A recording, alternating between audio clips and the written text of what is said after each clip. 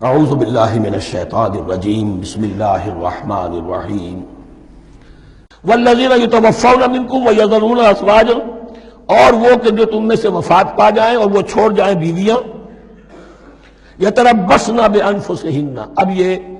عدت جو تھی ایک تھی طلاق کی عدت، وہ 3 ماہواریاں آ جانا، 3 مہینے اندازن، اور ایک ہے جو فوت ہو گیا، اور بیوہ کی عدت کیا ہے؟ والذین یتوفون، جو تم میں سے وفات دے دیے جائیں،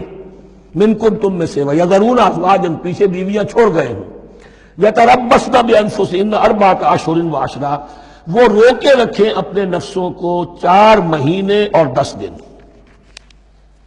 4 مہینے 10 دن تک ایک جو بیوہ عورت ہے وہ کوئی اور نکاح نہیں کر سکتی، 4 مہینے 10 دن۔ فَإِذَا بَلَغْنَ أَجَلَهُنَّ، اور جب وہ اپنی اس مدت تک پہنچ جائیں، یعنی پوری ہو گئی مدت عدت کی، فَلَا جُنَاحَ عَلَيْكُمْ فِي مَا فَعَلْنَ فِي أَنفُسِهِنَّ،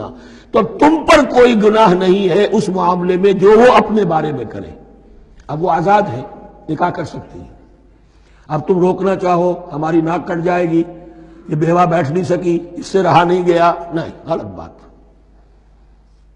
تمہارا کوئی اختیار نہیں۔ لا جناح علیکم فیما فعلن فی انفسہن بالمعروف، کریں نیک طریقے سے، بھلے طریقے سے، شریعت کے مطابق، قواعد شریعت کے مطابق، تو تمہارا اختیار نہیں ہے کہ روکو۔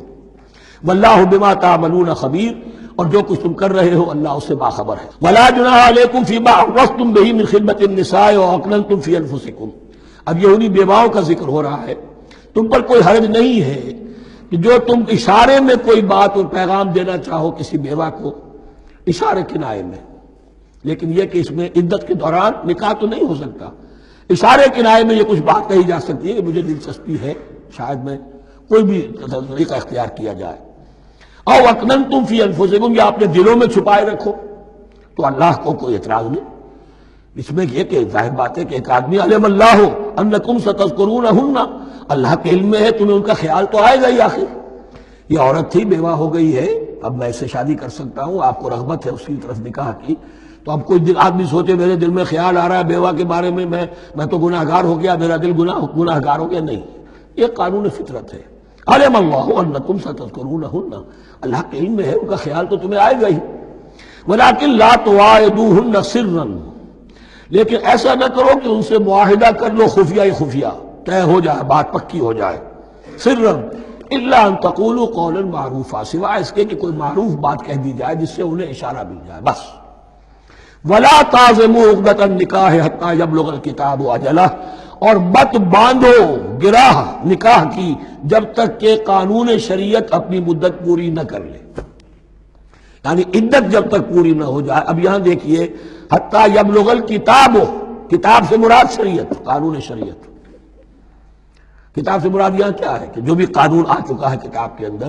4 مہینے 10 دن کے بعد نکاح اس سے پہلے نہیں ہوگا۔ وَاعْلَمُوا أَنَّ اللَّهَ يَعْلَمُ مَا فِي أَنفُسِكُمْ فَاحْذَرُوهُ، اور جان لو کہ اللہ خوب جانتا ہے جو تمہارے دلوں میں ہے، پس اس سے ڈرو، اس کی پکڑ سے بچو۔ وَاعْلَمُوا أَنَّ اللَّهَ غَفُورٌ حَلِيمٌ، اور یہ بھی جان لو اللہ غفور بھی ہے، بخشنے والا بھی ہے، وہ خطا ہو گئی ہے، استغفار کرو، توبہ کرو، اللہ معاف فرمائے گا۔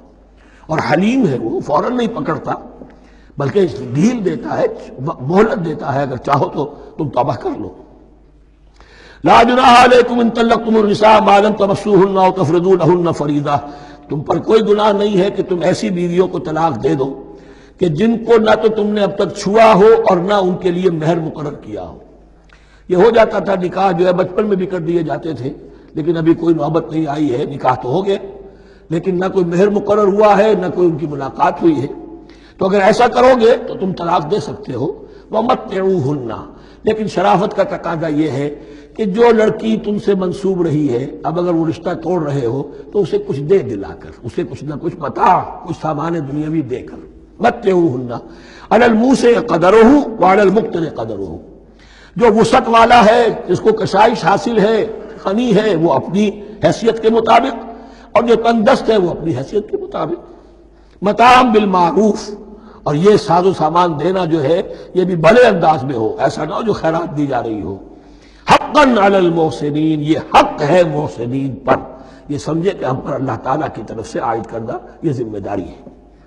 وَإِن طَلَّقْتُمُوهُنَّ مِن قَبْلِ أَن تَمَسُّوهُنَّ وَقَدْ فَرَضْتُمْ لَهُنَّ فَرِيضَةً،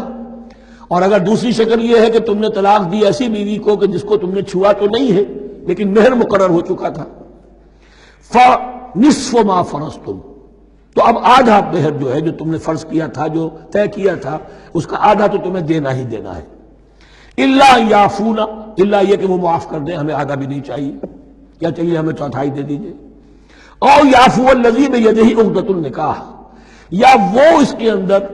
جو ہے سخاوت سے کام لے کہ جس کے ہاتھ میں نکاح کی گرہ ہے، گرہ تو مرد کے ہاتھ میں ہے، وہ کھول سکتا ہے، عورت طلاق دے نہیں سکتی، لہذا کیوں نہ ایسا کرو کہ تم پورا ہی مہر دے دو۔ فرمایا وَأَن تَعْفُوا، اگر تم درگزر کرو اور زیادہ دو، اقرب للتقوی، یہ تقوی سے قریب تر ہے، وَلَا تَنْسَبُوا الْفَضْلَ بَيْنَكُمْ، اپنے مابین احسان کرنا مت بھولو، اور اپنے مابین جو فضیلت اللہ نے تمہیں دی ہے عورتوں پر اس کو مت بھولو۔